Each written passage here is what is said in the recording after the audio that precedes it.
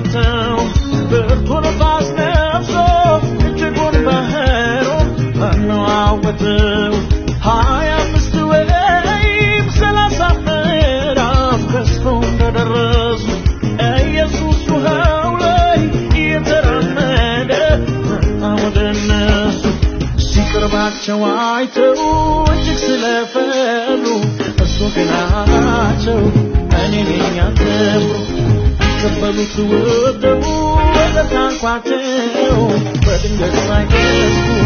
አደረሳቸው